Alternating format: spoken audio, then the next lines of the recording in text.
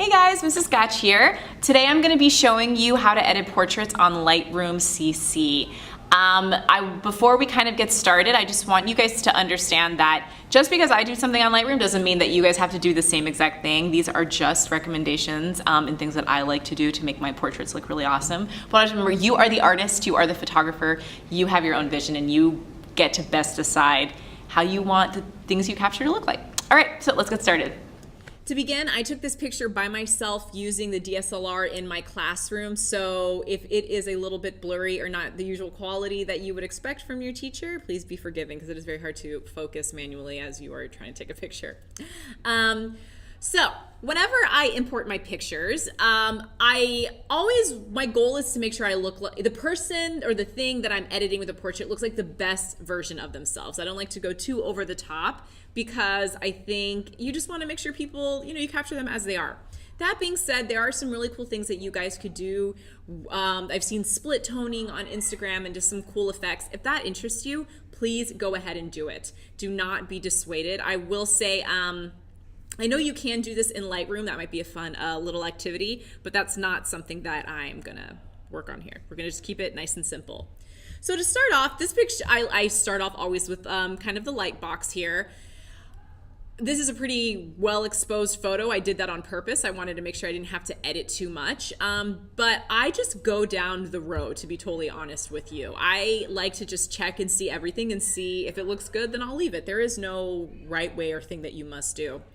With contrast, I like to point out to students, if you turn it all the way down, it gives you that very matte look that people like to have in some pictures. And if you turn it all the way up, it's like the total opposite. It's like that very HDR kind of like harsh, concentrated look. I'm like my pictures maybe just a little bit more contrast, not too much. And with highlights, you can bump them up a little bit just to make that brighter. I actually really like dealing with messing with the shadows whenever I take a picture against a dark background because I have curly hair, and then you can see if I actually bump it up, my curly hair will start to come out a bit more. It's just like taking the shadows away from it. You can do this, or another tool is you could use the adjustment brush over here and just focus on the hair there. But for the most part, actually bump that down a little bit. I don't have to go too much. And I'll just leave it. Blacks and whites, it's the same thing, It's gonna get rid of them or bring them out if you like. If you want less or more, it's really your decision. All right, don't see much of a difference there. So the next big one that is good to know is your white balance. In my classroom, I have these really nice tungsten lights, but they're very yellow. And so it depends. Some people really like this kind of yellow look. I look very healthy and tan. But if you ever just wanted to see, you can do auto and the computer will adjust it for you. And it just added a little bit more blue. And down here, you guys can adjust the temperatures. If I make it too blue, I think it looks a little bit cold. Some people might like that effect. Or you can make it really warm. But with temperature, you don't want to get too crazy. You can tell these are really warm lights because I'm putting it all the way down to the blue and it's still not that bad. So I'm going to reset the temperature. I think I'll try auto, and then I like how that looks, maybe a little bit cooler. Nah, actually I think I want it warmer. Tint is the blues and the greens. I mean the greens and the pinks, excuse me. So this is where you start getting into those kind of stylized photos when people can kind of bring in the purples on one side and pinks on one side. Like I said, it's a look that you like, but this is how I look, so I'm usually just going to leave it alone. Between vibrance and saturation, guys, I really never touch saturation. Even if I want to turn something black and white, because I just like to click the button right here that says black and white, and it'll do it for you. It's pretty great. But vibrance just is enough color to make things look, just like a little bit more sun-kissed, a little more alive. So I bump up the vibrance a little bit. And then if this isn't open for you, this color mixer, you have to make sure to click on that color wheel. And color mixer, the way I like to use it in portraits is if someone usually has like colored eyes or something about them that has like a blue or a green or something that I really want to make pop. Unfortunately, I don't have blue or green eyes. I have my nice little brown eyes. But I do want to show you the cool thing that you could do. So I'm just going to pick here red because that's kind of the color of what I have on my lips. And you can see how when I adjust the different sliders, I can adjust the hue, make something really pink or even like a pale. You can mess with the saturation. So I can make it look like, oh, I maybe just freshly applied lipstick or never at all. And also the luminance, which is kind of how dark or bright something is. I think this is just a really cool effect.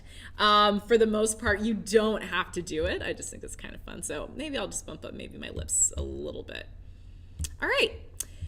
Now for clarity and dehaze vignette, I don't like to use clarity on an entire photo, because if you see, if I turn it all the way down, it looks like a Precious Moments kind of Cabbage Patch doll thing. And if I turn it all the way up, it's like, wow, super harsh. Some people might really like this look. I've seen some Instagram photographers that like to turn it up. Not my style. So I'm just gonna turn it up a little bit, not even matter. I do love vignettes, not white. This makes me really upset for some reason, but I just a little bit of black, so it's like focusing there on me.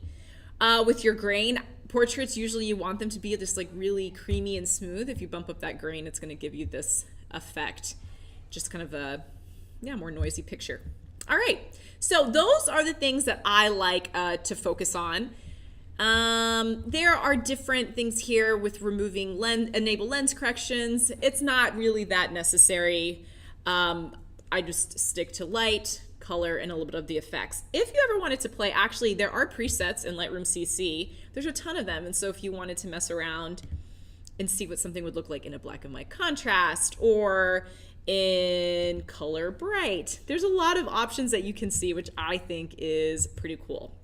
And if you don't want them, you can just like Command undo. So the end, really, really easy. And you don't actually have to click, like you could just see what the options are. I usually don't like to go into presets because I feel like their world is like my oyster and then I can't ever decide on what I want to do. This has a very like This Is Us look. I'm kind of loving it, but I'm just gonna leave it. No. Okay. Next, I go into cropping, and sometimes people really like to start off with cropping. I like to lock my aspect ratio because I just want to make sure that when I print it out, it's going to be easy and I don't lose anything. You have different aspect ratios here, 1:1s. That's like great for Instagram, obviously. 4:5 if you're going to print it out like on a giant piece of paper, etc. Or if you're going to make this for your like desktop, which I would never do that. I don't know, maybe.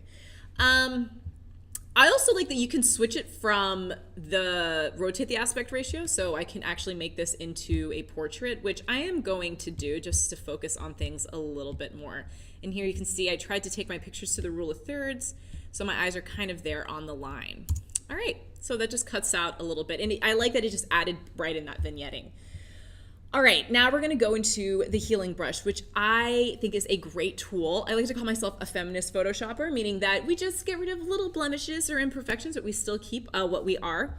So I'm gonna zoom in here, and I have just some little imperfections, like, oh, maybe, I'd wanna get rid of this little blemish here. What's going on right there? And I think I had a little bit, some of my lipstick like smeared on the bottom of my lips. So you remember you adjust your brushes with the brackets.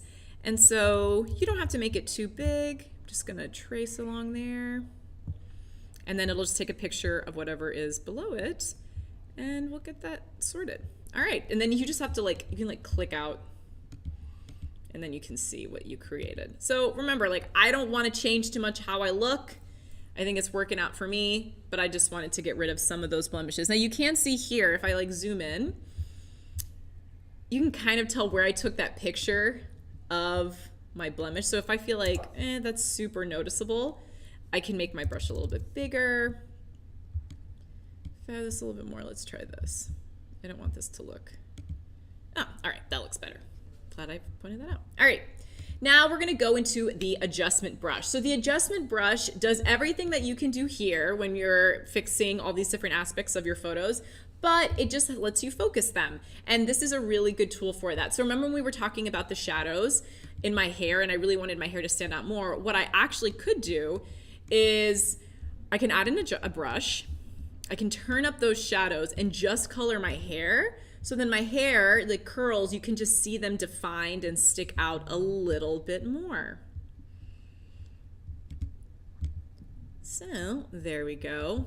And you can bump it all the way up and kind of an idea of what you see, or if I turn it all the way down, it should change it. So just another aspect of you know, just another kind of option if you wanted to change something on a photo. So I just want to make my curls stand out a bit more. Anytime I like to add a new brush for every adjustment. I don't like to mix different adjustments in a brush too much because sometimes, like, I don't know, just it could be confusing or over the top.